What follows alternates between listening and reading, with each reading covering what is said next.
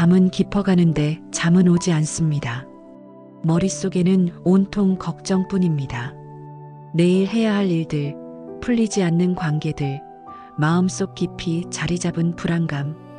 불자님들, 혹시 이런 밤을 보내신 적 있으십니까? 아무리 눈을 감아도 마음이 편안해지지 않는 그런 밤 말입니다. 우리는 때때로 이렇게 생각합니다. 내 삶이 바뀌면 이 괴로움도 사라질까? 저 사람만 달라지면 내 마음도 편해질까? 돈이 더 많으면, 건강이 좋아지면, 인정받으면 행복해질까? 그런데 이상합니다. 원하던 것을 얻어도 마음은 여전히 무겁습니다. 문제가 해결되어도 또 다른 걱정이 찾아옵니다. 불자님들, 왜 그럴까요? 부처님께서는 이렇게 말씀하셨습니다. 괴로움의 원인은 바깥에 있지 않다. 마음이 세상을 보는 방식에 있다. 바뀌지 않는 삶 때문에 괴로운 것이 아닙니다. 바뀌지 않는 마음 때문에 괴로운 것입니다. 오늘 우리가 함께 펼쳐볼 법화경은 특별한 경전입니다. 이 경전은 우리의 문제를 없애주는 마법의 주문이 아닙니다. 오히려 우리 마음을 비추는 거울과 같습니다. 법화경은 이렇게 말합니다. 그대는 본래 부처였다. 괴로움 속에서도 그대 안의 빛은 사라지지 않았다. 지금 이 순간에도 그대는 이미 길 위에 서 있다. 많은 분들이 법화경을 어렵게 생각하십니다. 한문으로 가득한 두꺼운 책, 스님들만 읽는 어려운 경전이라고 여기십니다. 하지만 법화경의 진짜 의미는 아주 단순합니다. 당신은 이미 완전하다. 다만 그것을 잊고 살았을 뿐이다. 오늘 밤 우리는 함께 이 진실을 확인하는 시간을 가질 것입니다. 법화경이 전하는 7가지 지혜를 통해 우리 마음속 깊이 잠들어 있던 빛을 깨울 것입니다. 첫 번째로 모든 사람은 본래 부처라는 놀라운 진실을 확인하겠습니다. 두 번째로 고통을 바라보는 마음이 어떻게 바뀌는지 살펴보겠습니다. 세 번째로 인생의 상처를 밝히는 자비의 빛에 대해 이야기하겠습니다. 네 번째로 제자와 부처님의 대화를 통해 성불의 길을 함께 걸어보겠습니다. 다섯 번째로 번뇌 속에서도 실천할 수 있는 구체적인 지혜를 나누겠습니다. 여섯 번째로 일상에서 법화경을 어떻게 살아갈 것인지 함께 고민하겠습니다. 일곱 번째로 마음을 있는 그대로 껴안는 수행을 직접 체험해 보겠습니다. 불자님들, 준비되셨습니까? 지금부터 우리는 특별한 여행을 떠납니다. 머리로 이해하는 여행이 아니라 마음으로 느끼는 여행입니다. 법화경이라는 오래된 지혜의 숲을 함께 거닐며 우리 안에 있던 빛을 하나씩 발견하는 시간입니다. 이 시간이 끝날 즈음 불자님들은 이렇게 느끼실 것입니다. 아, 내가 찾던 것은 멀리 있지 않았구나. 내 안에 이미 모든 것이 있었구나. 그럼 지금부터 함께 시작하겠습니다. 깊은 호흡 한번 하시고 편안한 마음으로 귀 기울여 주십시오. 법화경이 전하는 첫 번째 지혜, 모든 사람은 본래 부처라는 이야기부터 시작하겠습니다. 불자님들, 혹시 이런 생각 해보신 적 있으십니까? 나 같은 사람도 부처가 될 수 있을까? 이렇게 실수투성이인 내가 과연 깨달음에 이를 수 있을까? 많은 분들이 이런 의문을 품고 사십니다. 자신은 자격이 없다고, 너무 부족하다고, 죄가 많다고 생각하십니다. 그런데 법화경은 이 모든 생각을 단 한 문장으로 뒤집어 버립니다. 모든 중생은 본래 부처의 씨앗을 지니고 태어났다. 이것이 바로 법화경의 핵심, 일승사상입니다. 일승이란 무엇입니까? 하나의 길, 하나의 수레라는 뜻입니다. 부처님께서는 말씀하셨습니다. 깨달음에 이르는 길은 여럿이 아니라 하나다. 모든 사람이 똑같이 부처가 될 수 있는 하나의 길이 있다. 신분이 높은 사람만 부처가 되는 것이 아닙니다. 학식이 많은 사람만 깨달음을 얻는 것이 아닙니다. 선행을 많이 쌓은 사람만 성불하는 것이 아닙니다. 모든 사람, 예외 없이 모든 중생이 부처가 될 수 있습니다. 왜냐하면 우리는 이미 부처의 본성을 가지고 태어났기 때문입니다. 어느 날 한 제자가 부처님께 물었습니다. 부처님, 저는 평생 잘못을 저질러 왔습니다. 거짓말도 하고 화도 내고 욕심도 부렸습니다. 저 같은 범부도 정말 부처가 될 수 있습니까? 부처님께서는 잔잔한 미소를 지으시며 이렇게 대답하셨습니다. 그대가 그 질문을 하는 순간 이미 한 걸음을 내디뎠네. 그 한 걸음이 사라지지 않는 한 길은 결코 끊어지지 않네. 제자는 고개를 갸우뚱했습니다. 하지만 부처님, 저는 여전히 번뇌에 휩싸여 있습니다. 어떻게 이런 제가 부처와 같을 수 있습니까? 부처님께서 말씀하셨습니다. 땅속 깊이 묻힌 씨앗을 보았는가? 그 위에는 무거운 흙이 덮여 있고 때로는 돌멩이도 있네. 하지만 씨앗은 그 모든 것을 뚫고 싹을 틔우지 않는가? 그렇습니다, 부처님. 그렇다면 묻겠네. 흙이 더럽다고 해서 씨앗도 더러운가? 제자는 잠시 침묵했습니다. 그리고 천천히 고개를 저었습니다. 아닙니다, 부처님. 흙은 더러워도 씨앗은 깨끗합니다. 부처님께서 고개를 끄덕이셨습니다. 바로 그것이네. 그대의 번뇌는 씨앗을 덮고 있는 흙과 같네. 무겁고 답답하게 느껴지지만 그 아래 씨앗은 여전히 온전하네. 그대 안의 부처는 사라지지 않았네. 불자님들, 이 대화가 우리에게 무엇을 말해줍니까? 우리가 실수했다고 해서 부처의 씨앗이 사라지지 않습니다. 우리가 넘어졌다고 해서 길이 끊어지지 않습니다. 우리가 부족하다고 해서 자격을 잃는 것이 아닙니다. 연꽃을 떠올려 보십시오. 연꽃은 어디에서 핍니까?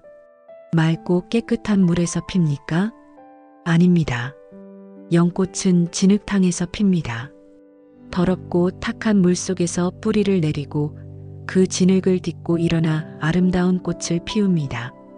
진흙이 없으면 연꽃도 없습니다. 마찬가지입니다. 우리의 번뇌, 우리의 고통, 우리의 실수들이 바로 그 진흙입니다.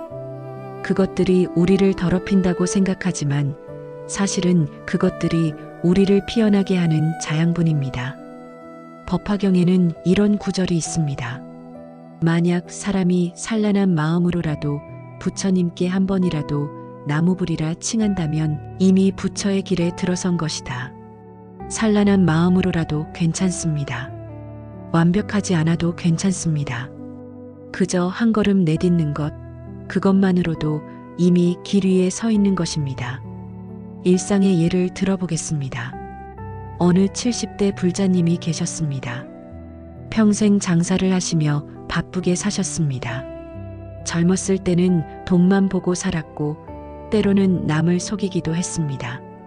나이가 들어 절에 다니기 시작했지만 마음 한편에는 늘 죄책감이 있었습니다. 나 같은 사람이 절에 와도 되나? 부처님께서 나를 받아주실까? 그런데 어느 날 스님께서 법화경을 설명해 주셨습니다. 모든 사람은 본래 부처입니다. 과거에 무엇을 했든 지금 이 순간 부처의 씨앗은 그대 안에 살아 있습니다. 그 말씀을 듣는 순간 불자님의 눈에서 눈물이 흘러내렸습니다. 그럼 나도 괜찮은 건가요? 이런 내가 여기 있어도 되는 건가요? 스님께서 말씀하셨습니다.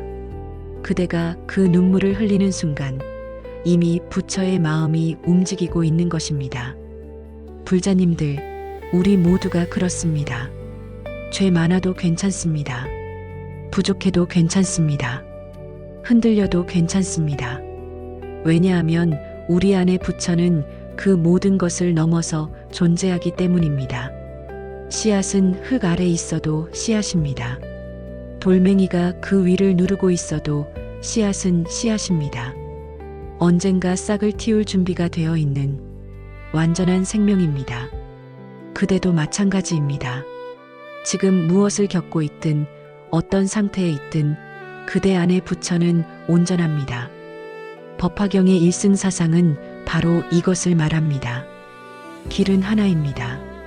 그 길은 모든 사람에게 열려 있습니다. 높은 사람도, 낮은 사람도, 착한 사람도, 실수한 사람도 모두 똑같은 길을 걷습니다. 그리고 그 길은 중간에 끊어지지 않습니다. 한 걸음 내딛는 순간 길은 이미 시작된 것입니다. 그 길을 포기하지 않는 한 부처는 우리를 기다리고 있습니다. 아니, 정확히 말하면 기다릴 필요도 없습니다.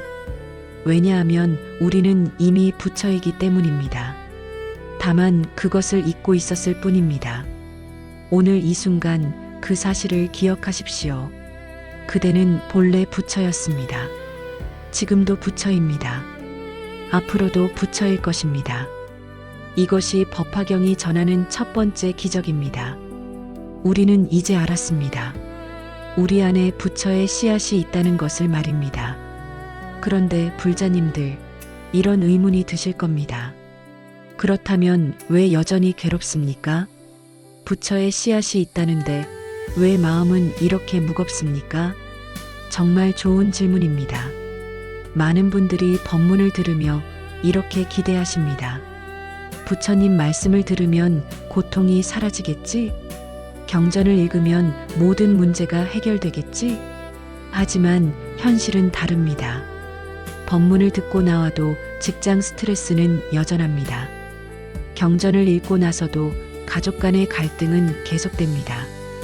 염불을 해도 불안은 쉽게 가시지 않습니다. 그래서 실망하십니다. 역시 나는 안 되나 봐. 부처님 가르침도 나에게는 소용없나 봐. 불자님들, 잠깐 멈춰 보십시오.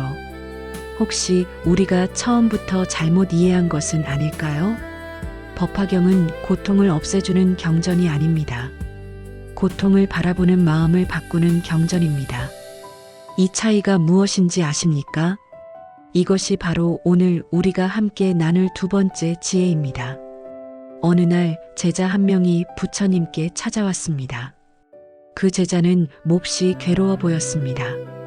부처님, 저는 매일 수행합니다. 열심히 염불도 하고 참선도 합니다. 그런데 고통은 사라지지 않습니다. 오히려 더 괴로운 것 같습니다. 제가 뭘 잘못하고 있는 걸까요? 부처님께서 조용히 물으셨습니다. 그대는 고통을 없애려고 수행하는가? 제자가 고개를 끄덕였습니다.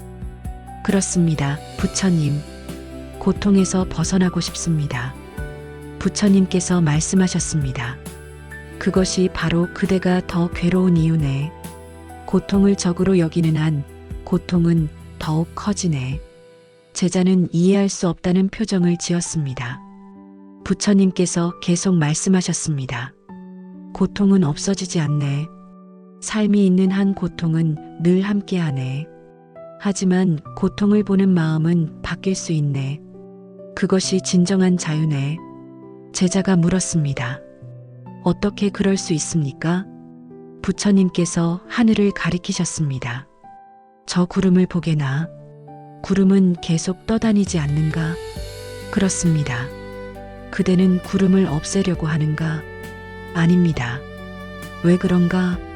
제자가 대답했습니다. 구름은 자연스러운 것이기 때문입니다. 부처님께서 미소 지으셨습니다. 고통도 마찬가지네. 고통은 삶의 자연스러운 일부네. 구름처럼 왔다가 가는 것이네. 그대가 구름을 붙잡지 않듯이 고통도 붙잡지 말게나. 불자님들, 이 대화를 곱씹어 보십시오. 우리는 평생 고통과 싸워왔습니다. 고통을 밀어내려고, 피하려고, 없애려고 애써왔습니다. 하지만 고통은 사라지지 않았습니다. 왜일까요? 고통은 우리의 적이 아니기 때문입니다. 고통은 삶의 일부이기 때문입니다. 실제 예를 들어보겠습니다. 어느 60대 불자님이 계셨습니다. 자녀와의 관계 때문에 늘 마음이 무거우셨습니다. 자녀는 연락도 잘 안 하고 명절에도 얼굴 보기 힘들었습니다. 내가 뭘 잘못했을까? 왜 내 자식은 나를 이렇게 대할까? 이런 생각에 밤마다 잠을 이루지 못하셨습니다. 어느 날 법회에서 스님의 법문을 들었습니다. 고통을 없애려 하지 마십시오. 고통을 바라보십시오. 처음에는 이해가 되지 않았습니다. 고통을 바라보라니? 그럼 더 괴로워지는 거 아닌가? 하지만 집에 돌아와 조용히 앉아 마음을 들여다보셨습니다. 내가 왜 괴로울까? 자식이 연락 안 해서? 아니다. 자식을 통제하고 싶은 내 욕심 때문이다. 자식이 내 뜻대로 움직이지 않아서 화가 나는 것이다. 그 순간 신기한 일이 벌어졌습니다. 고통은 여전했습니다. 자녀는 여전히 연락이 없었습니다. 하지만 마음의 무게가 달라졌습니다. 아, 이것은 내 집착이었구나. 자식도 자식의 삶이 있구나. 내가 놓아야 할 것은 자식이 아니라 내 집착이구나. 문제는 그대로였습니다. 하지만 문제를 보는 눈이 바뀌었습니다. 그러자 괴로움의 무게가 조금씩 가벼워졌습니다. 불자님들, 이것이 법화경이 말하는 지혜입니다. 우리는 늘 밖을 바꾸려 합니다. 상황을 바꾸려 하고, 사람을 바꾸려 하고, 환경을 바꾸려 합니다. 하지만 법화경은 다른 것을 말합니다. 밖을 바꾸기 전에 안을 보라. 상황을 바꾸기 전에 마음을 보라. 거울 비유로 설명해 보겠습니다. 우리 얼굴에 먼지가 묻었다고 생각해 보십시오. 거울을 보니 얼굴이 더럽습니다. 그런데 우리는 무엇을 합니까? 거울을 닦습니까? 아니면 얼굴을 씻습니까? 당연히 얼굴을 씻어야 합니다. 그런데 신기하게도 우리는 인생에서 늘 거울만 닦습니다. 저 사람만 바뀌면, 이 상황만 해결되면, 돈만 더 있으면. 하지만 아무리 거울을 닦아도 얼굴의 먼지는 사라지지 않습니다. 마음이 바로 그 얼굴입니다. 세상이 바로 그 거울입니다. 세상을 바꾸기 전에 마음을 씻어야 합니다. 법화경에는 이런 가르침이 있습니다. 일체유심조, 모든 것은 마음이 지어낸다. 우리가 보는 세상은 우리 마음의 반영입니다. 환한 마음으로 보면 세상도 환하 보입니다. 불안한 마음으로 보면 세상도 불안해 보입니다. 평온한 마음으로 보면 세상도 평온해 보입니다. 또 다른 예를 들어보겠습니다. 직장에서 상사에게 혼이 났습니다. 부당한 질책이었습니다. 화가 납니다. 억울합니다. 밤새 그 생각에 잠을 못 이룹니다. 왜 나만 이렇게 당해야 해? 내가 뭘 잘못했다고? 이렇게 생각하면 고통은 더 커집니다. 하지만 마음을 돌려보면 어떻습니까? 저 사람도 괴로워서 저러는구나. 저 사람도 누군가에게 압박받고 있구나. 이 일도 지나가겠지. 상황은 똑같습니다. 상사는 여전히 그 사람이고 직장은 여전히 그곳입니다. 하지만 마음이 바뀌면 고통의 무게가 달라집니다. 고통이 완전히 사라지지는 않습니다. 하지만 그 고통이 우리를 짓누르지는 않습니다. 마치 구름이 하늘을 지나가듯이 고통도 우리 마음을 지나갑니다. 불자님들, 지금 이 순간 고통 속에 계십니까? 그 고통을 없애려고 애쓰고 계십니까? 잠깐 멈추십시오. 고통을 밀어내지 마십시오. 고통을 가만히 바라보십시오. 이 고통은 무엇인가? 이 고통은 어디서 오는가? 이 고통에 내가 어떻게 반응하고 있는가? 그렇게 바라보는 순간 신기한 일이 일어납니다. 고통은 그대로인데 마음의 여유가 생깁니다. 문제는 여전한데 숨 쉴 공간이 생깁니다. 이것이 법화경이 말하는 해탈입니다. 고통 없는 삶이 아니라 고통에 흔들리지 않는 마음입니다. 문제 없는 인생이 아니라 문제를 대하는 지혜입니다. 고통은 우리를 부수러 온 것이 아닙니다. 고통은 우리를 깨우러 온 스승입니다. 고통이 찾아올 때마다 우리는 선택할 수 있습니다. 고통과 싸울 것인가, 고통에서 배울 것인가, 고통을 적으로 볼 것인가, 고통을 스승으로 볼 것인가. 그 선택이 우리 마음의 평화를 결정합니다. 오늘 이 가르침을 기억하십시오. 고통은 멈추지 않습니다. 삶이 있는 한 고통도 있습니다. 하지만 고통을 보는 마음은 바뀔 수 있습니다. 그것이 진정한 자유입니다. 지금까지 우리는 두 가지를 배웠습니다. 우리 안에 본래 부처가 있다는 것, 고통을 바라보는 마음을 바꿀 수 있다는 것. 그런데 불자님들, 여기서 한 가지 질문이 남습니다. 그렇다면 이 상처는 어떻게 해야 합니까? 마음속 깊이 박힌 이 아픔은 어떻게 해야 합니까? 우리는 모두 상처를 안고 삽니다. 어린 시절 받은 상처, 사랑하는 사람에게 받은 상처, 자신이 저지른 실수로 인한 상처, 세월이 지나도 아물지 않는 상처들. 이 상처들을 우리는 어떻게 대해야 할까요? 오늘 세 번째 지혜는 바로 자비입니다. 법화경이 전하는 자비의 빛에 대해 이야기하겠습니다. 많은 분들이 자비를 오해하십니다. 자비는 불쌍한 사람을 돕는 것이다. 자비는 착하게 사는 것이다. 자비는 남에게 베푸는 것이다. 물론 틀린 말은 아닙니다. 하지만 법화경이 말하는 자비는 더 깊습니다. 자비는 누군가를 불쌍히 여기는 감정이 아닙니다. 자비는 나와 남을 함께 살리는 용기입니다. 어느 날 한 제자가 부처님께 물었습니다. 부처님, 저는 제 자신이 너무 싫습니다. 과거에 저지른 잘못들이 저를 괴롭힙니다. 어떻게 하면 저를 용서할 수 있습니까? 부처님께서 조용히 물으셨습니다. 그대는 어둠 속에서 길을 잃은 사람을 본 적이 있는가? 있습니다. 그대는 그 사람을 책망했는가? 아니면 등불을 건넸는가? 제자가 대답했습니다. 등불을 건넸습니다. 부처님께서 말씀하셨습니다. 그렇다면 왜 그대 자신에게는 등불 대신 책망을 주는가? 제자는 아무 말도 하지 못했습니다. 부처님께서 계속 말씀하셨습니다. 자비는 먼 곳에서 시작하지 않네. 자비는 바로 여기 그대 자신에게서 시작하네.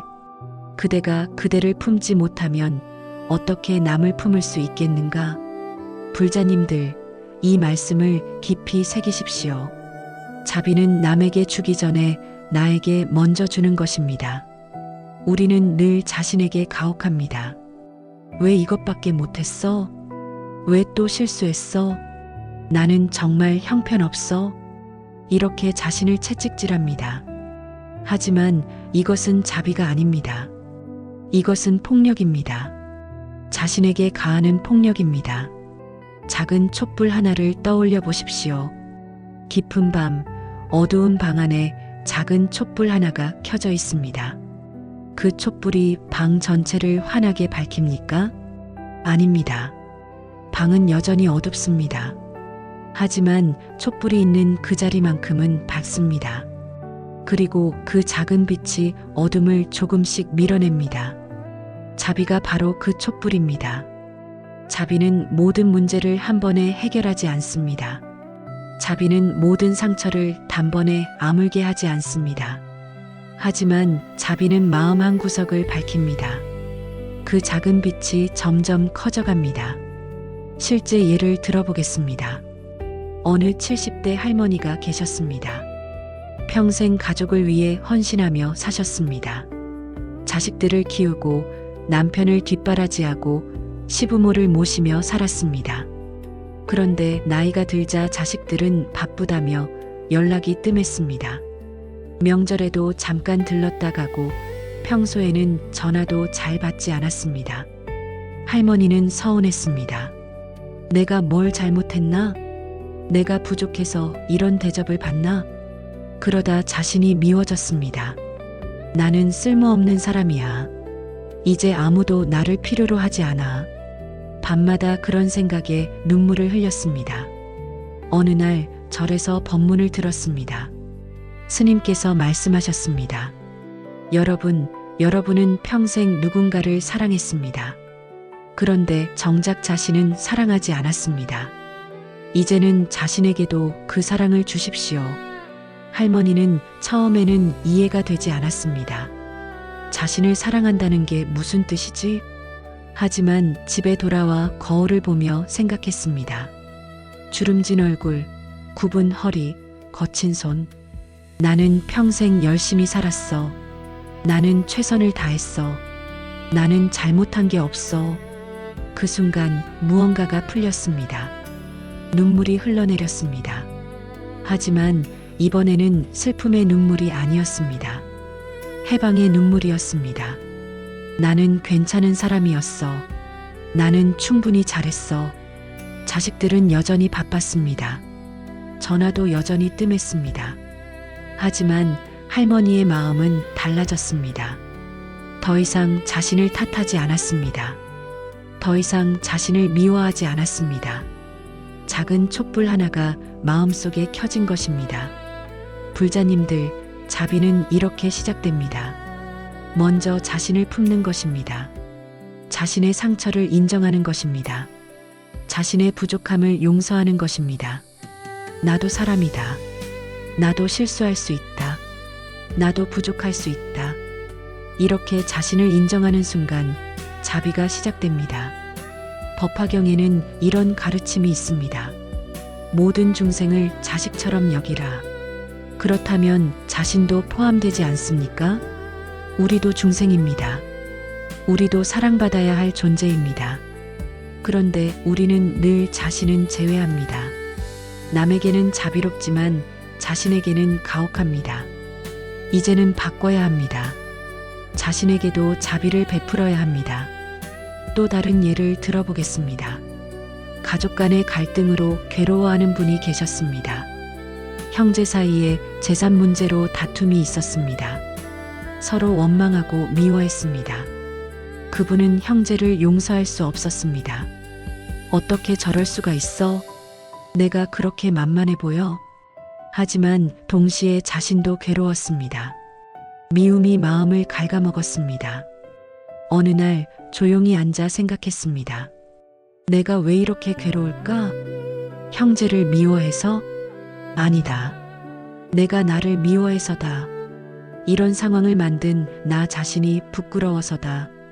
그 순간 깨달았습니다. 나도 완벽하지 않구나. 나도 실수했구나. 형제도 나처럼 괴로울 거야. 그렇게 자신을 용서하자 형제도 용서할 수 있었습니다. 자비는 이렇게 퍼져나갑니다. 나에게서 시작해서 남에게로, 안에서 밖으로, 한 사람에서 모든 사람에게로. 법화경은 말합니다. 일체 중생 모두가 부처의 자식이다. 우리도 부처의 자식입니다. 옆 사람도 부처의 자식입니다. 심지어 나를 괴롭히는 사람도 부처의 자식입니다. 모두가 똑같이 괴로워하는 중생입니다. 모두가 똑같이 행복을 원하는 존재입니다. 이것을 알면 자비가 저절로 일어납니다. 억지로 자비롭게 굴 필요가 없습니다. 자비는 노력이 아니라 깨달음입니다. 아, 저 사람도 나와 같구나. 저 사람도 괴롭구나. 저 사람도 사랑받고 싶구나. 이렇게 아는 순간 자비가 일어납니다. 불자님들, 지금 이 순간 상처가 있습니까? 자신을 탓하고 있습니까? 남을 원망하고 있습니까? 잠깐 멈추십시오. 작은 촛불 하나를 마음속에 켜보십시오. 나는 괜찮다. 나는 최선을 다했다. 나는 충분히 좋은 사람이다. 이렇게 자신에게 말해주십시오. 그 작은 빛이 어둠을 밀어낼 것입니다. 방 전체를 한 번에 밝히지는 못해도 한 구석은 밝힐 것입니다. 그리고 그 빛은 점점 커질 것입니다. 자비는 삶 전체를 한 번에 바꾸지 않습니다. 하지만 마음 한 구석을 밝히는 순간 세상은 이미 달라집니다. 남을 용서하기 전에 먼저 나를 품으십시오. 남을 사랑하기 전에 먼저 나를 사랑하십시오. 법화경의 자비는 나를 포함한 모든 존재에게 향합니다. 그 자비의 빛이 지금 이 순간 불자님들의 마음속에 켜지기를 기원합니다. 우리는 지금까지 많은 것을 배웠습니다. 우리 안에 부처가 있다는 것, 고통을 보는 마음을 바꿀 수 있다는 것, 자신에게 먼저 자비를 베풀어야 한다는 것. 하지만 불자님들, 아직도 의문이 남습니다. 그래서 구체적으로 어떻게 해야 합니까? 성불의 길은 대체 어디에 있습니까?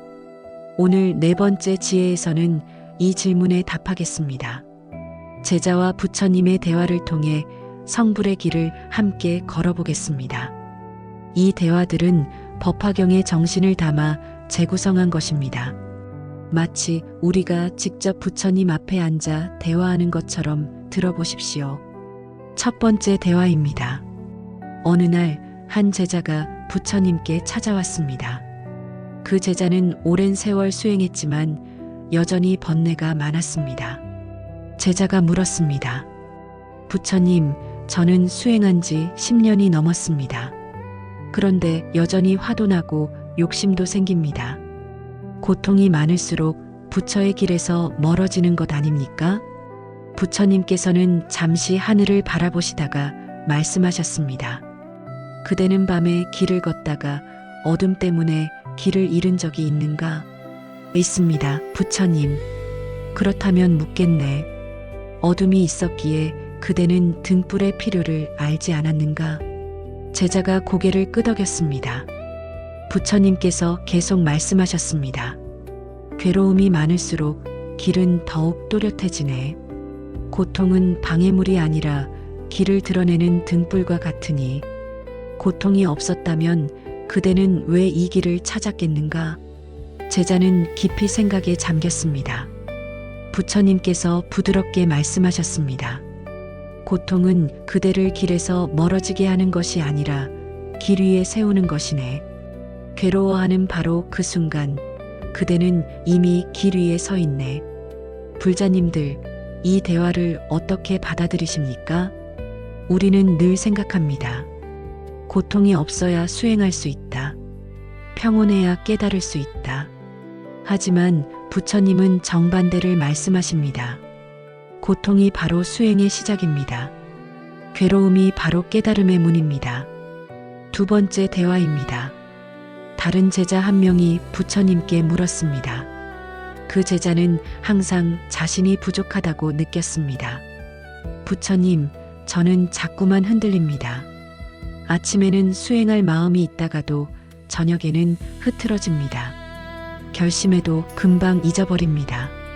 이렇게 흔들리는 저는 수행자의 자격이 없는 것 아닙니까? 부처님께서 창밖을 가리키셨습니다. 저 나무를 보게나. 네, 부처님. 바람이 불 때 나무는 어떻게 되는가? 제자가 대답했습니다. 흔들립니다. 그렇다면 바람이 흔들 때 나무는 약한 것인가? 제자가 잠시 생각하다가 말했습니다. 아닙니다. 오히려 흔들리면서 더 깊은 뿌리를 내립니다. 부처님께서 미소 지으셨습니다. 그대의 흔들림도 마찬가지네. 흔들린다는 것은 약한 것이 아니라 살아있다는 증거네. 바람이 흔들 때 나무가 더 깊은 뿌리를 내리듯 그대의 흔들림도 그대를 더 깊게 만드네. 제자가 물었습니다. 그럼 흔들리는 것이 나쁜 것이 아닙니까? 부처님께서 대답하셨습니다. 나쁜 것이 아니라 자연스러운 것이네. 흔들리지 않으려고 애쓰지 말게. 흔들릴 때마다 뿌리를 내리게. 그것이 수행이네. 불자님들, 우리는 늘 흔들립니다. 오늘은 잘해야지 하다가도 금방 무너집니다. 이제는 화내지 말아야지 하다가도 또 화를 냅니다. 그럴 때마다 자책합니다. 나는 안 돼. 나는 의지가 약해. 하지만 부처님은 말씀하십니다. 흔들리는 것이 자연스럽다고. 흔들릴 때마다 뿌리가 깊어진다고. 세 번째 대화입니다. 또 다른 제자가 부처님께 말했습니다. 그 제자는 과거의 잘못 때문에 늘 괴로워했습니다. 부처님, 저는 과거에 많은 잘못을 저질렀습니다. 거짓말도 했고, 남을 속이기도 했습니다. 이런 저에게는 수행할 자격이 없습니다. 저는 이미 너무 멀리 와버렸습니다. 부처님께서 조용히 물으셨습니다. 그대는 지금 여기 앉아 있는가? 제자가 어리둥절해하며 대답했습니다. 네, 부처님. 그렇다면 그대는 이미 여기 있네. 멀리 온 것이 아니라 바로 여기, 지금 이 자리에 있네. 제자가 말했습니다. 하지만 부처님, 제 과거는. 부처님께서 말씀을 끊으셨습니다. 과거는 이미 지나갔네. 그대가 붙잡고 있을 뿐이네. 손을 펴보게나. 제자가 손을 폈습니다. 부처님께서 말씀하셨습니다. 손에 무엇이 있는가? 아무것도 없습니다. 과거도 마찬가지네.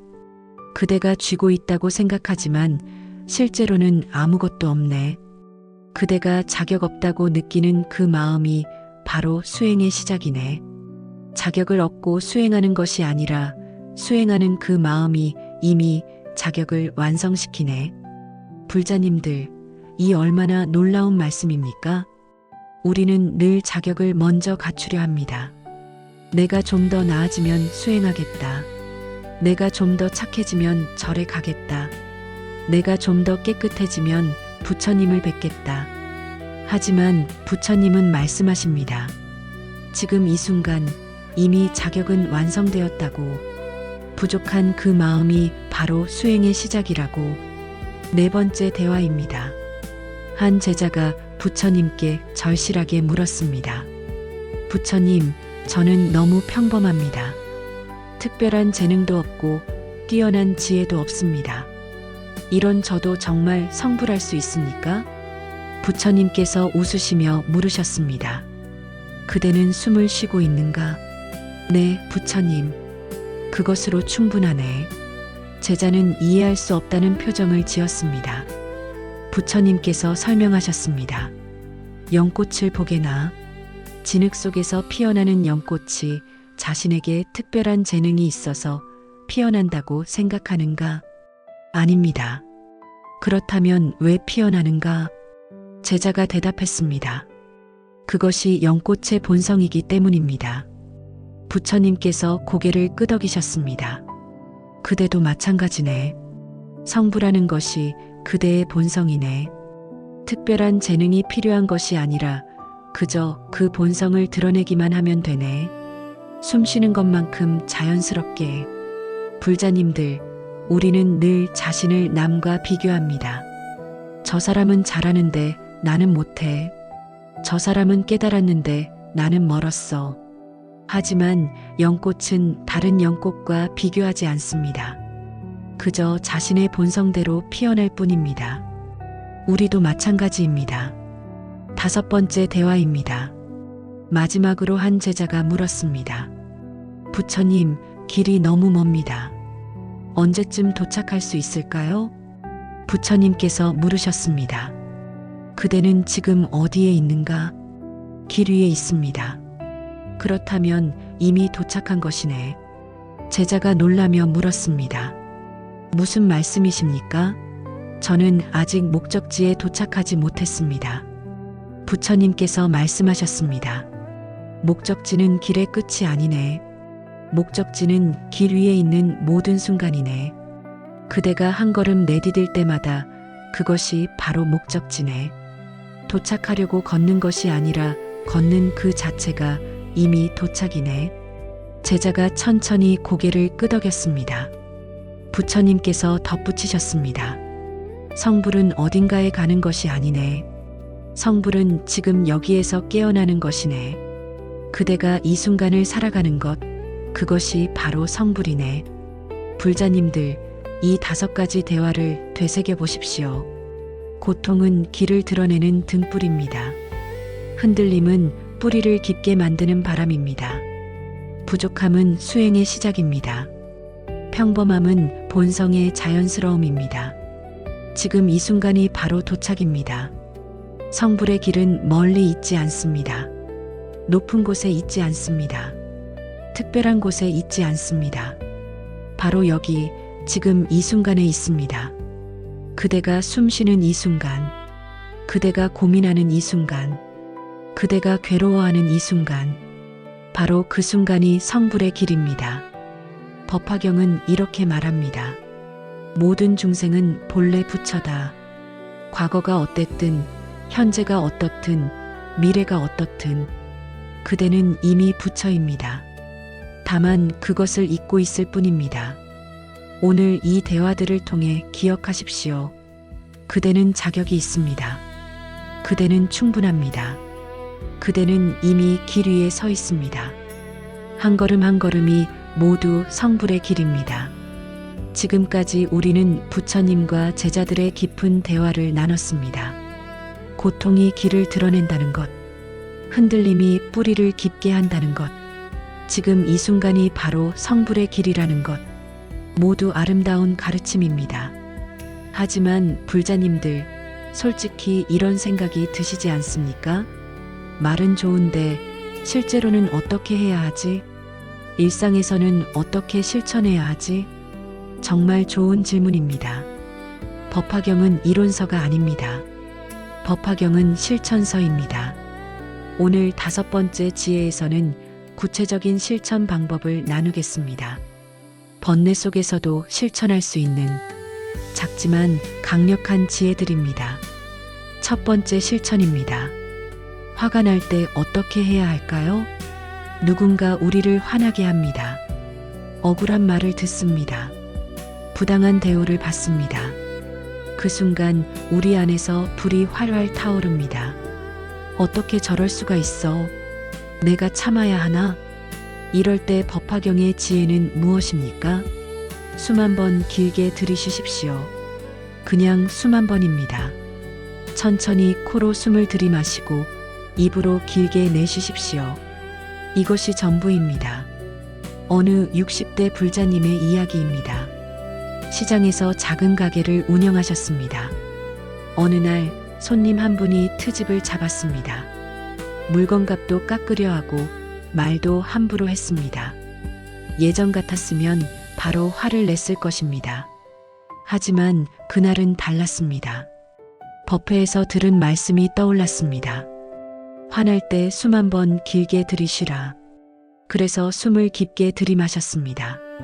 그리고 천천히 내쉬었습니다. 신기한 일이 일어났습니다.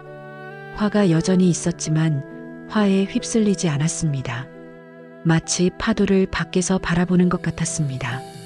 아, 저 사람도 힘드신가 보다. 저렇게 화를 내는 건 마음이 편치 않아서겠지. 그렇게 생각하니 대응이 달라졌습니다. 부드럽게 말했습니다. 고객님, 제가 도와드릴 수 있는 게 뭐가 있을까요? 손님도 조금 진정했습니다. 결국 좋게 해결됐습니다. 불자님들, 화날 때 숨 한 번 들이쉬십시오. 이것이 법화경을 실천하는 첫 번째 방법입니다. 두 번째 실천입니다. 억울할 때 어떻게 해야 할까요? 우리는 살면서 수없이 억울한 일을 겪습니다. 노력했는데 인정받지 못합니다. 잘못하지 않았는데 오해받습니다. 그럴 때 마음속으로 이렇게 말해 보십시오. 이 감정도 지나간다. 단순한 문장입니다. 하지만 강력한 문장입니다. 어느 50대 직장인의 이야기입니다. 회사에서 프로젝트를 성공시켰습니다. 몇 달 동안 밤낮 없이 일했습니다. 하지만 상사는 다른 사람을 칭찬했습니다. 본인의 노력은 언급조차 하지 않았습니다. 억울했습니다. 화도 났습니다. 내가 이렇게까지 해야 하나? 그날 밤 집에 돌아와 잠을 이룰 수 없었습니다. 그때 떠올랐습니다. 이 감정도 지나간다. 처음에는 믿어지지 않았습니다. 이게 어떻게 지나가? 너무 억울한데. 하지만 계속 되뇌었습니다. 이 감정도 지나간다. 이 감정도 지나간다. 그러다 보니 정말 신기하게도 마음이 조금씩 가라앉았습니다. 억울함이 사라진 건 아닙니다. 하지만 억울함에 갇히지 않게 됐습니다. 그래, 이것도 지나가겠지. 내 가치는 남이 정하는 게 아니야. 다음 날 아침 마음이 한결 가벼웠습니다. 불자님들, 억울할 때 이 말을 기억하십시오. 이 감정도 지나간다. 이것이 법화경을 실천하는 두 번째 방법입니다. 세 번째 실천입니다. 비교할 때 어떻게 해야 할까요? 우리는 끊임없이 비교합니다. 저 사람은 잘 사는데 나는, 저 사람은 성공했는데 나는, 저 사람 자식은 잘 됐는데 우리 애는. 비교할수록 마음은 초라해집니다. 그럴 때 이렇게 생각해 보십시오. 내 삶의 속도를 인정한다. 연꽃이 피는 시간이 모두 다릅니다. 어떤 꽃은 이른 아침에 핍니다. 어떤 꽃은 한낮에 핍니다. 어떤 꽃은 저녁 무렵에 핍니다. 하지만 모두 아름답게 핍니다. 빨리 핀 꽃이 더 아름다운 것이 아닙니다. 늦게 핀 꽃이 덜 아름다운 것이 아닙니다. 각자의 때가 있을 뿐입니다. 어느 70대 할머니의 이야기입니다. 평생 남편을 뒷바라지하며 사셨습니다. 자식들 키우고 집안 꾸리고 그렇게 살았습니다. 친구들을 만나면 비교가 됐습니다. 어떤 친구는 사업해서 돈을 많이 벌었습니다. 어떤 친구는 자식이 의사가 됐습니다. 어떤 친구는 해외여행을 자주 다닙니다. 그럴 때마다 마음이 쓸쓸했습니다. 나는 뭐 했지? 내 인생은 뭐였지? 그러다 어느 날 법문을 들었습니다.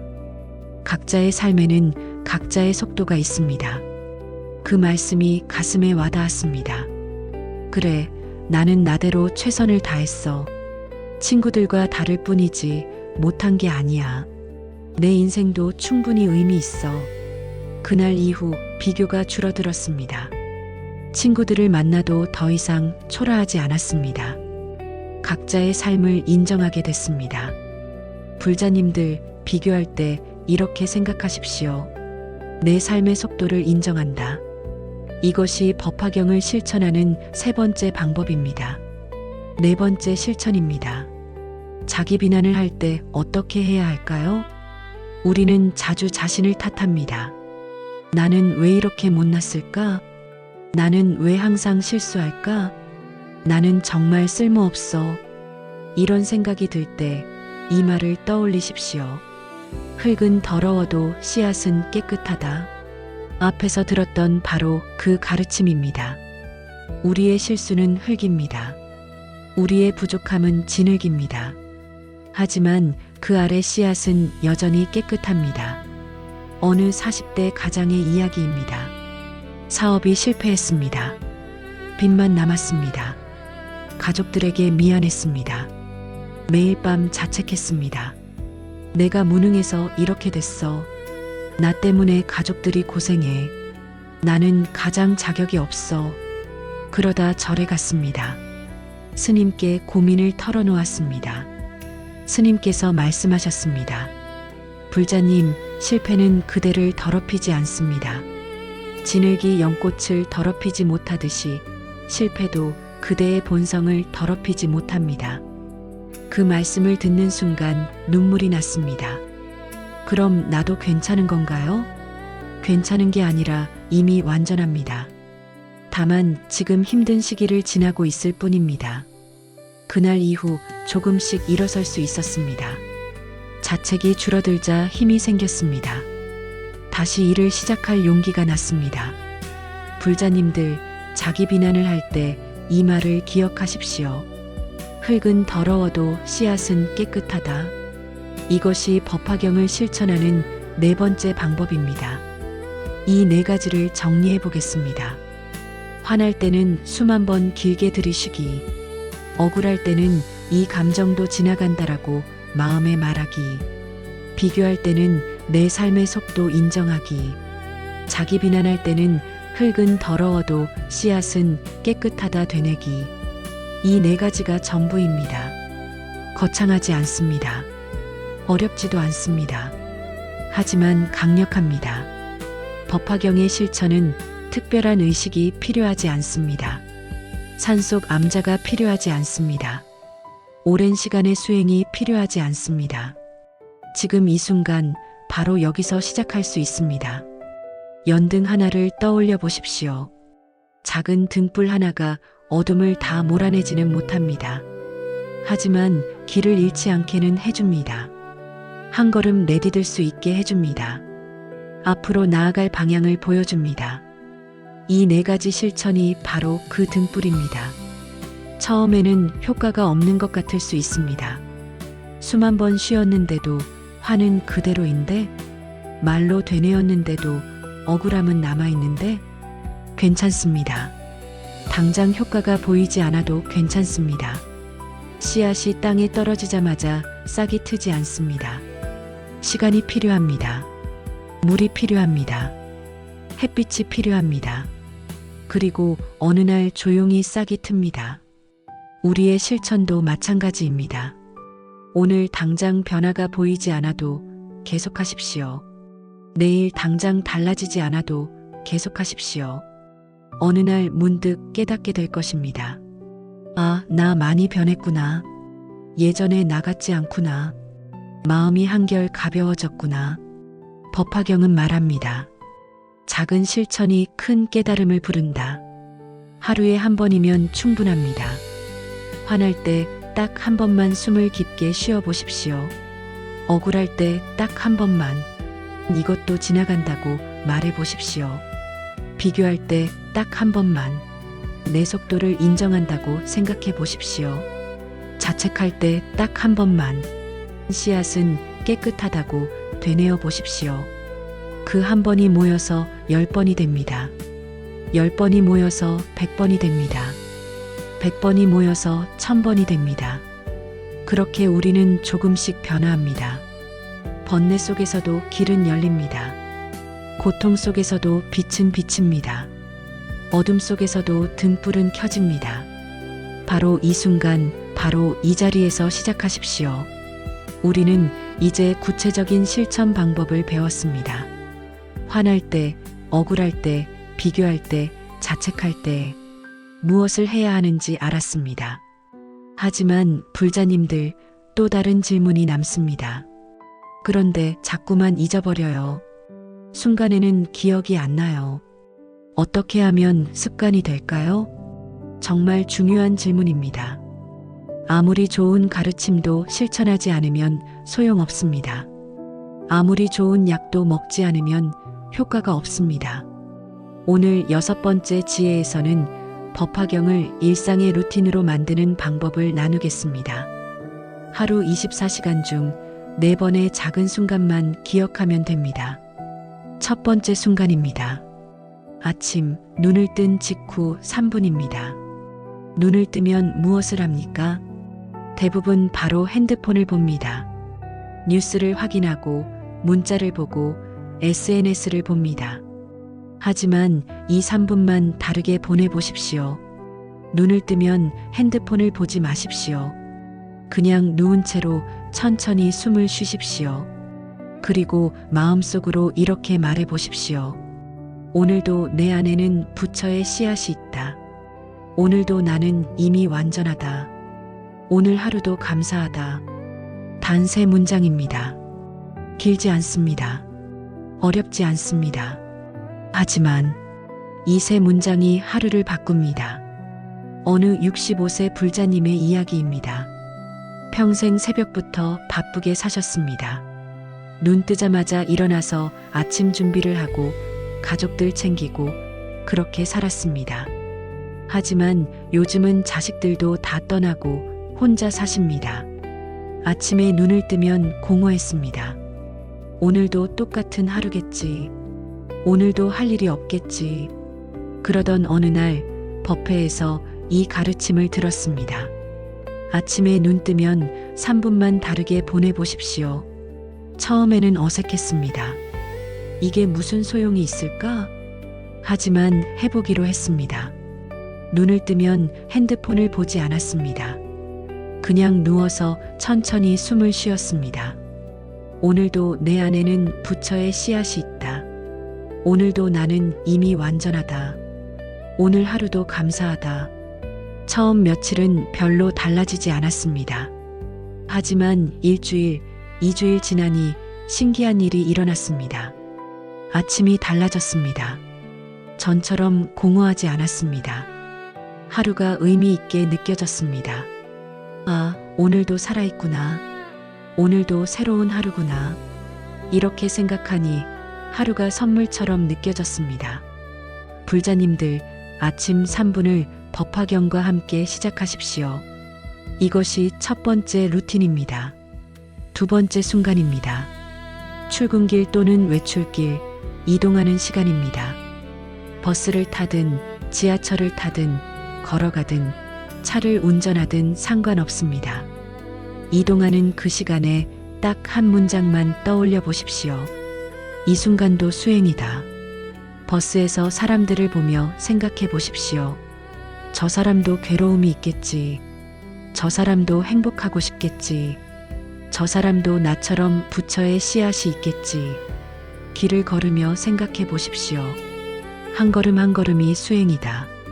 지금 이 순간을 살아가는 것이 수행이다. 차를 운전하며 생각해 보십시오. 앞차도 급한 일이 있겠지. 저 사람도 가족에게 빨리 가고 싶겠지. 이것이 전부입니다. 특별한 행동이 필요하지 않습니다. 그냥 마음속으로 생각만 하면 됩니다. 어느 55세 직장인의 이야기입니다. 매일 지하철로 출근하셨습니다. 항상 지하철은 붐볐습니다. 사람들이 밀치고 짜증내고 난폭하게 굴었습니다. 그럴 때마다 화가 났습니다. 왜 이렇게 예의가 없어? 조금만 양보하면 되는데. 출근길이 늘 스트레스였습니다. 그러던 어느 날 법문을 들었습니다. 이동하는 시간도 수행의 시간입니다. 그날부터 지하철에서 달리 생각했습니다. 사람들이 밀칠 때 저 사람도 급하겠지라고 생각했습니다. 사람들이 짜증낼 때 저 사람도 힘들겠지라고 생각했습니다. 사람들이 무례하게 굴 때 저 사람도 부처의 씨앗이 있는데 지금은 보이지 않는구나라고 생각했습니다. 신기하게도 화가 줄어들었습니다. 지하철이 여전히 붐볐습니다. 사람들도 여전히 그랬습니다.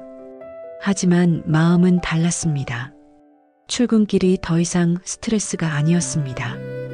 오히려 자비를 연습하는 시간이 됐습니다. 불자님들, 이동하는 시간을 법화경과 함께 하십시오. 이것이 두 번째 루틴입니다. 세 번째 순간입니다. 일하는 중간, 잠깐의 쉬는 시간입니다. 직장에서든 집에서든 어디든 상관없습니다. 하루 중간에 딱 1분만 멈춰 보십시오. 화장실에 가서든 잠깐 밖에 나가서든 자리에 앉아서든 괜찮습니다. 눈을 감고 천천히 숨을 쉬십시오. 그리고 자신에게 물어보십시오. 지금 내 마음은 어떤가? 지금 내 몸은 어떤가? 지금 내가 필요한 것은 무엇인가? 대답을 찾으려 하지 마십시오. 그냥 물어만 보십시오. 그리고 있는 그대로 느껴보십시오. 어느 60세 가게 주인의 이야기입니다. 하루 종일 서서 일하셨습니다. 손님 응대하고 물건 정리하고 계산하고 쉴 틈이 없었습니다. 저녁이 되면 몸도 마음도 녹초가 됐습니다. 그러던 어느 날 스님께서 말씀하셨습니다. 하루 중간에 딱 1분만 자신을 챙기십시오. 처음에는 시간이 없다고 생각했습니다. 1분도 아까운데. 하지만 해보기로 했습니다. 점심시간 후 잠깐 가게 뒤에서 앉았습니다. 눈을 감았습니다. 천천히 숨을 쉬었습니다. 지금 내 마음은 어떤가? 피곤했습니다. 조금 짜증도 났습니다. 지금 내 몸은 어떤가? 다리가 아팠습니다. 허리도 뻐근했습니다. 지금 내가 필요한 것은 무엇인가? 잠깐의 쉼이 필요했습니다. 그렇게 1분 동안 자신을 느꼈습니다. 눈을 뜨니 신기하게도 힘이 났습니다. 1분밖에 쉬지 않았는데 기운이 돌았습니다.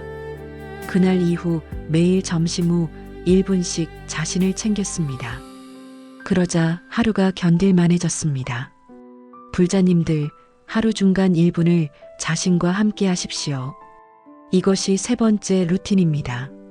네 번째 순간입니다. 잠들기 전 침대에 누워서의 시간입니다. 하루가 끝납니다. 이제 잠들 시간입니다. 핸드폰을 내려놓으십시오. 불을 끄십시오. 그리고 조용히 오늘 하루를 돌아보십시오. 완벽하게 돌아볼 필요는 없습니다. 그냥 떠오르는 대로 생각해 보십시오. 오늘 어떤 일이 있었나? 오늘 어떤 감정을 느꼈나? 오늘 잘한 일이 있나? 오늘 후회되는 일이 있나? 그리고 이렇게 마무리하십시오. 오늘도 최선을 다했다. 오늘도 감사하다. 내일도 괜찮을 것이다. 잘못한 일이 있어도 괜찮습니다. 실수한 일이 있어도 괜찮습니다. 후회되는 일이 있어도 괜찮습니다. 그 모든 것을 인정하고 놓아주고 잠드십시오. 어느 70세 할아버지의 이야기입니다. 평생 불면증으로 고생하셨습니다. 잠들기 전 온갖 걱정이 몰려왔습니다. 내일은 괜찮을까? 저 일은 어떻게 하지? 자식들은 잘 지내고 있을까? 이런 생각에 새벽까지 뒤척였습니다. 그러던 어느 날 법회에서 들었습니다. 잠들기 전 하루를 참회하고 감사하십시오. 그날 밤부터 시작했습니다. 침대에 누워 하루를 돌아봤습니다. 오늘 손주한테 화를 냈네. 미안하다. 오늘 아내한테 고맙다는 말을 못했네. 감사하다. 오늘도 건강하게 살았네. 감사하다.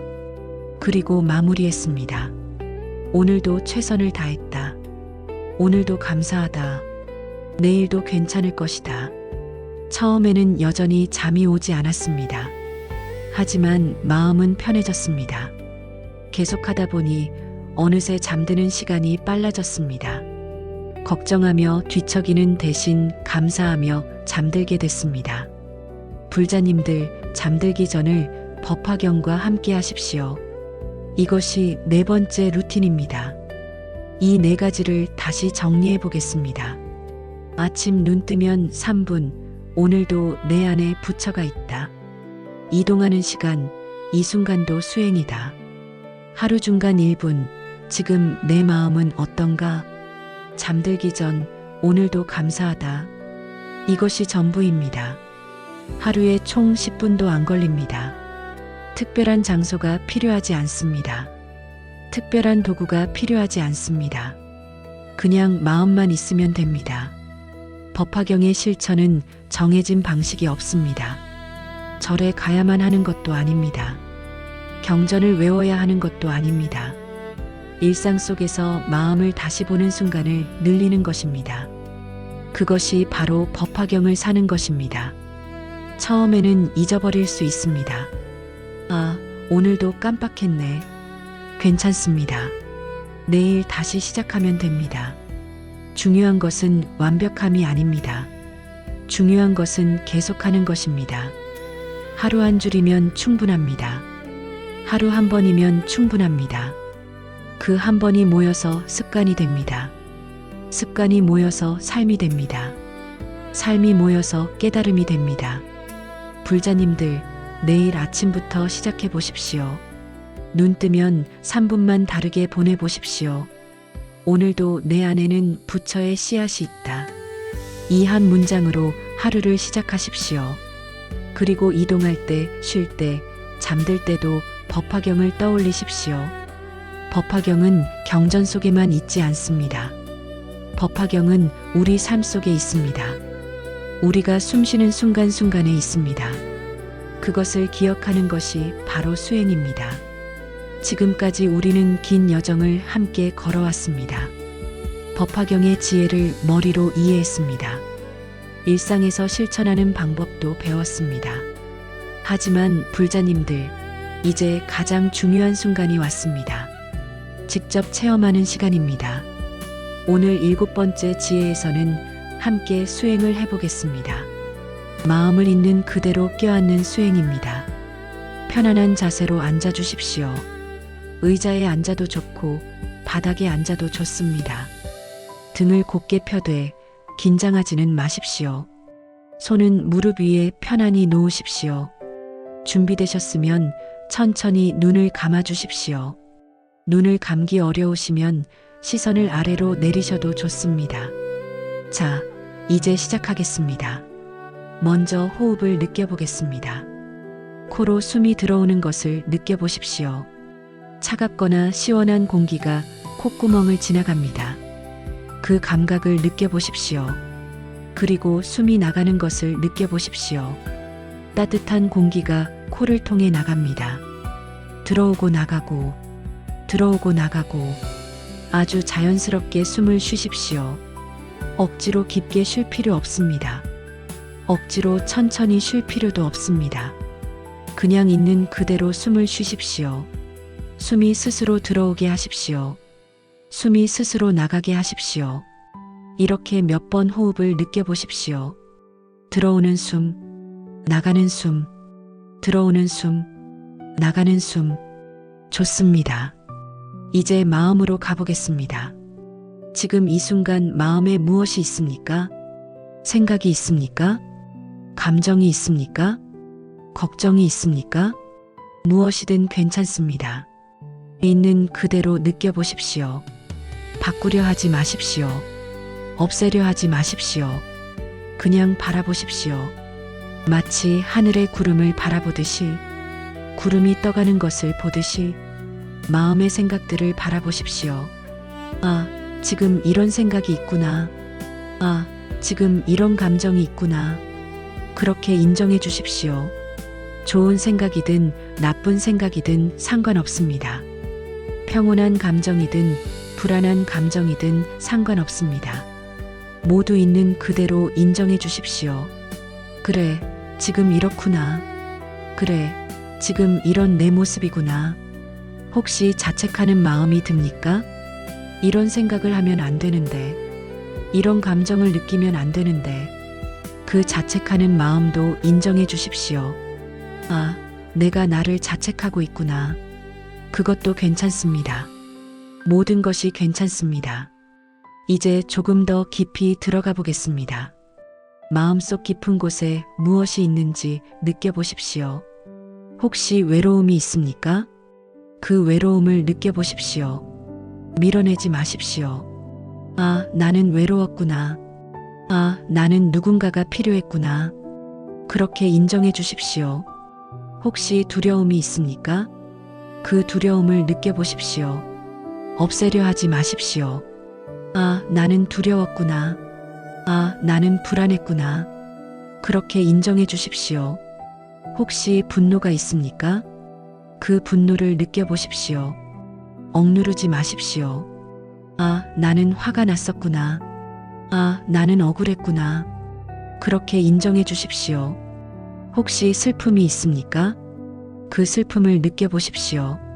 감추지 마십시오. 아, 나는 슬펐구나.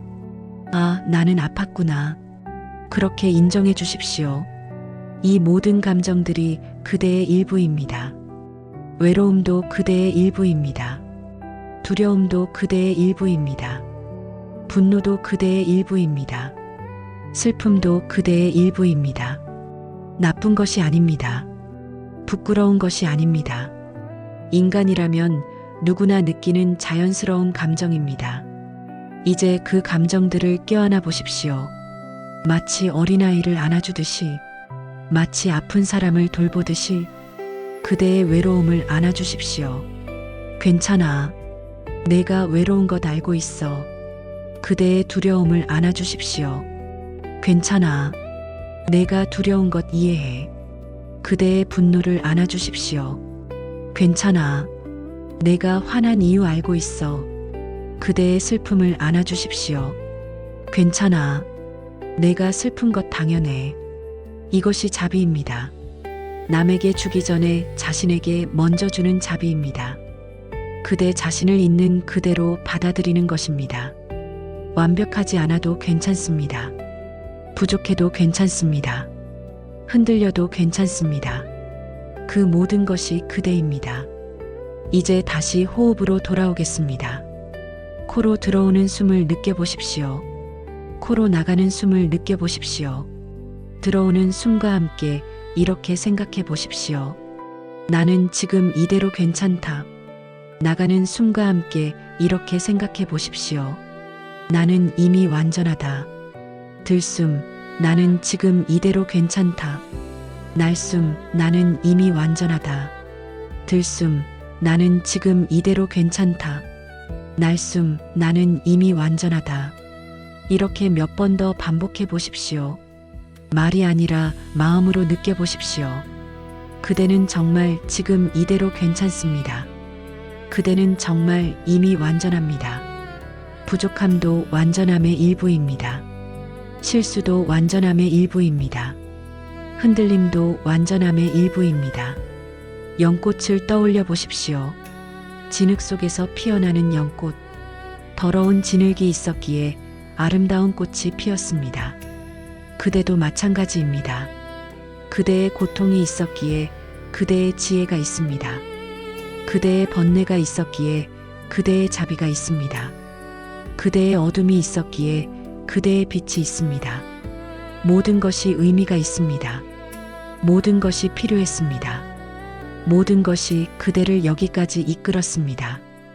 이제 마음속에 작은 빛을 떠올려 보십시오. 따뜻한 빛입니다. 부드러운 빛입니다. 그 빛이 그대의 가슴 한가운데에서 빛나고 있습니다. 아주 작은 빛입니다. 하지만 확실한 빛입니다. 그 빛이 바로 그대 안에 부처입니다. 지금까지 늘 거기 있었습니다. 그대가 힘들 때도 거기 있었습니다. 그대가 넘어졌을 때도 거기 있었습니다. 그대가 포기하고 싶을 때도 거기 있었습니다. 한 번도 사라진 적이 없습니다. 다만 그대가 잊고 있었을 뿐입니다. 이제 그 빛을 느껴보십시오.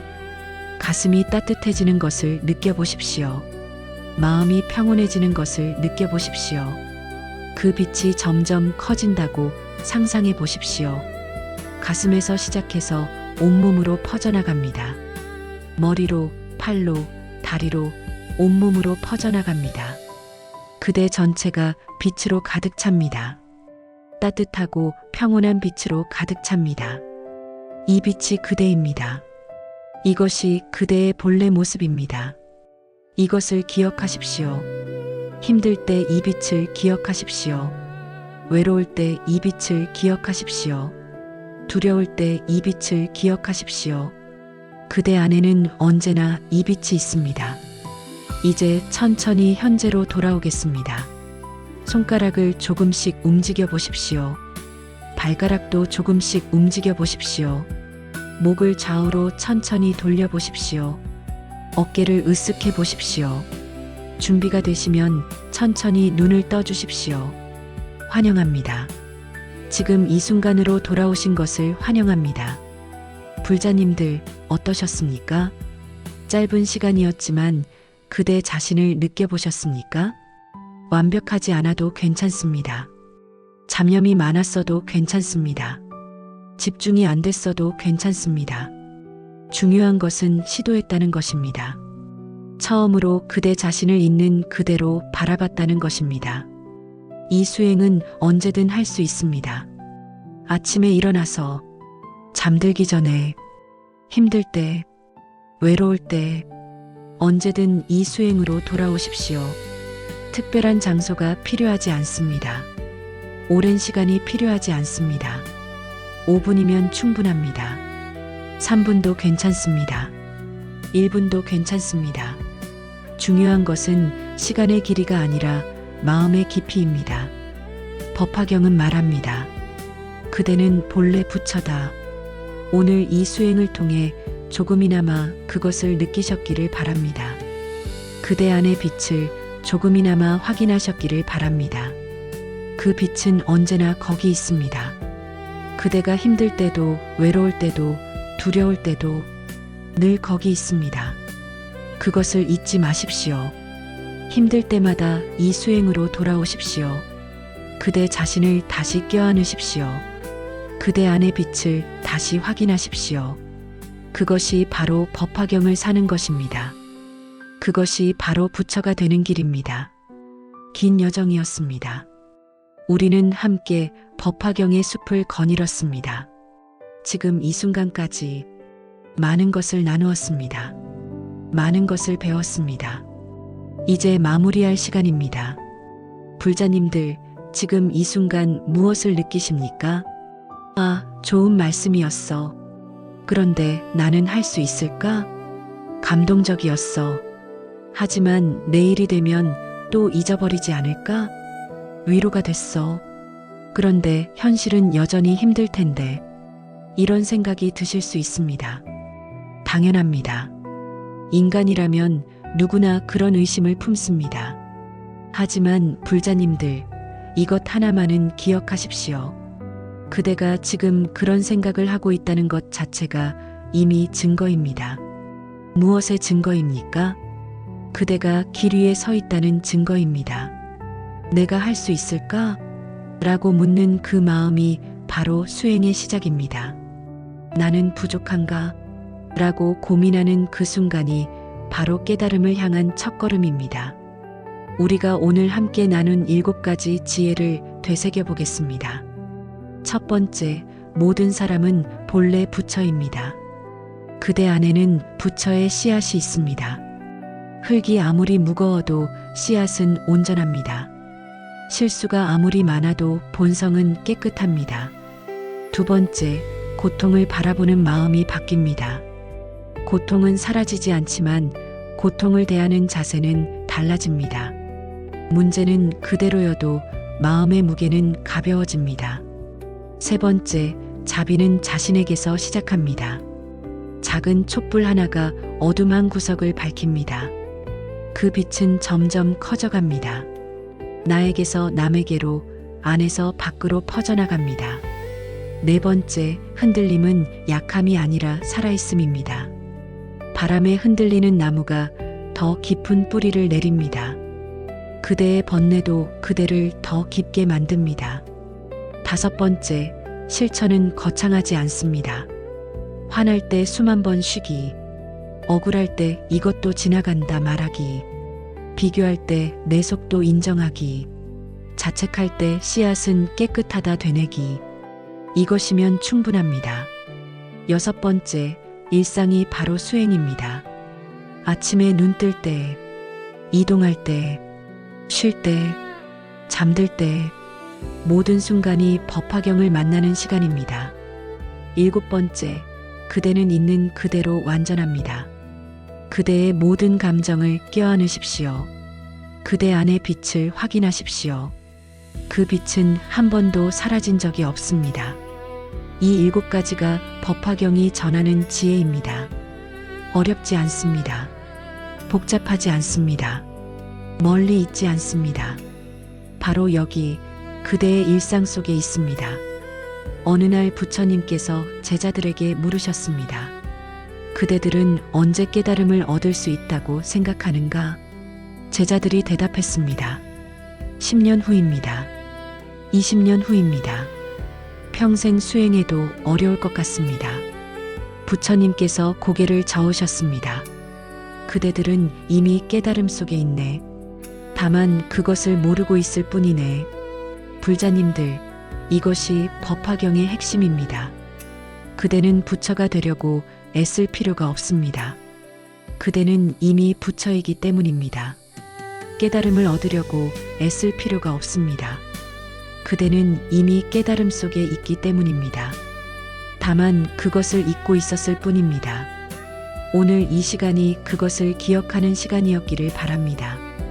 지금 괴로우십니까? 그것은 그대가 길에서 벗어났다는 증거가 아닙니다. 오히려 그대가 길 위에 서 있다는 증거입니다. 괴로움이 없었다면 그대는 이 자리에 없었을 것입니다. 법화경을 찾지 않았을 것입니다.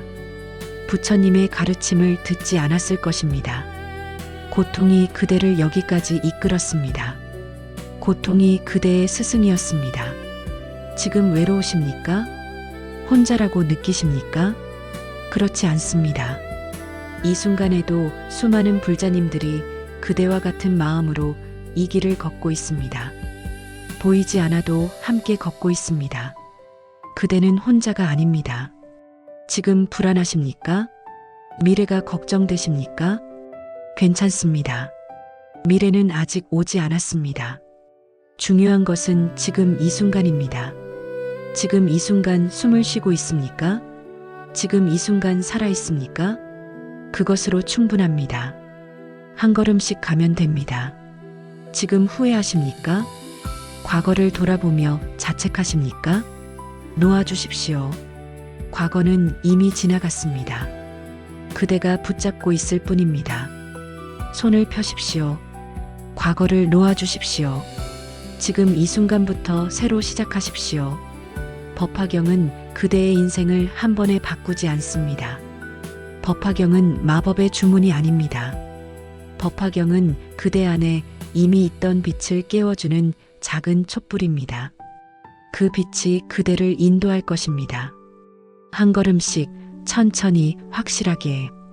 오늘 이 긴 시간 동안 함께 해주신 모든 불자님들께 깊이 감사드립니다.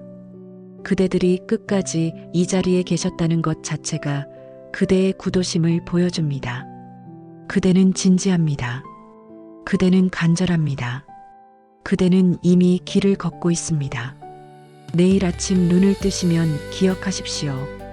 오늘도 내 안에는 부처의 씨앗이 있다. 힘든 순간이 오면 기억하십시오. 이 감정도 지나간다. 외로운 밤이 찾아오면 기억하십시오. 나는 혼자가 아니다. 흔들리는 순간이 있으면 기억하십시오. 흔들림이 나를 더 깊게 한다. 그리고 무엇보다 이것을 기억하십시오. 그대는 지금 이대로 완전합니다. 그대는 이미 부처입니다. 그대는 이미 길 위에 서 있습니다. 법화경과 함께 걷는 이 길이 그대에게 평안을 가져다 주기를 기원합니다. 그대의 마음에 언제나 빛이 있기를 기원합니다. 그대의 삶이 자비로 가득하기를 기원합니다. 그대가 진정한 자유를 얻기를 기원합니다. 이 영상이 도움이 되셨다면 좋아요 버튼으로 응원해 주십시오. 댓글로 그대의 생각을 나눠주십시오. 그대의 이야기가 다른 불자님들에게도 위로가 될 것입니다. 그리고 이 영상을 필요로 하는 누군가에게 공유해 주십시오. 그대의 작은 나눔이 누군가의 삶에 빛이 될 수 있습니다. 다시 한번 감사드립니다. 그대와 함께 이 시간을 보낼 수 있어서 행복했습니다. 그대의 길이 평안하기를 기원합니다. 나무 아미타불, 관세음보살.